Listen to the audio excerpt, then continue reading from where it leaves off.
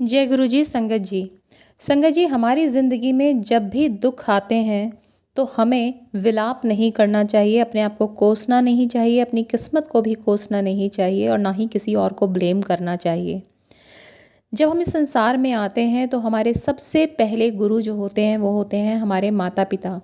वो भी हमें बीच बीच में फटकार लगाते हैं, डांटते हैं। क्यों डांटते हैं?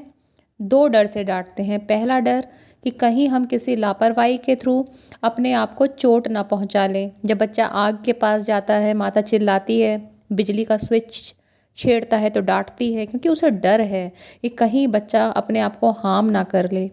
और दूसरी बार वो डांटते तब हैं जब वो अपने बच्चे को कामयाब बनते देखना चाहते हैं कि बेटा कुछ कर लो, ताकि वो लाइफ में आगे बढ़ सके, उसकी तरक्की हो सके, वो ग्रो कर सके। तो उसमें भी हमारी उस डांट में हमारी भलाई छुपी होती है, माता पिता का एक आशीर्वाद छिपा रहता है और हम उनसे नाराज़ नहीं होते हैं उस डांट के लिए। ऐसे ही जब हमारी ज़िंदगी में दुख आते हैं तो हमें खुश होना चाहिए कि हम पर अब गुरु कृपा होने वाली है, क्योंकि उस दुख की घड़ी में ही गुरु जी ने हमारा हाथ थामा है।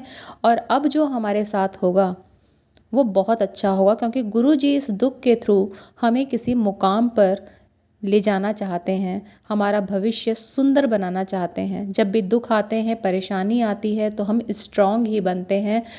और जब गुरु जी से जुड़ जाते हैं उसके बाद भी अगर परेशानियां चलती रहती हैं तो भी सोचिए कि अब गुरु जी आपकी परीक्षा ले रहे हैं कि कहीं ये डामाडोल तो नहीं हो रहा है, इसका भरोसा मुझ पर है या नहीं है।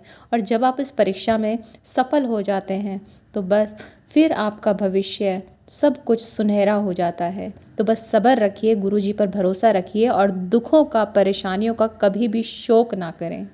खुश रहें कि गुरु जी ने हाथ थामा हुआ है और उनकी कृपा आपके ऊपर ऑलरेडी है। जय गुरु जी। शुक्राना गुरु जी।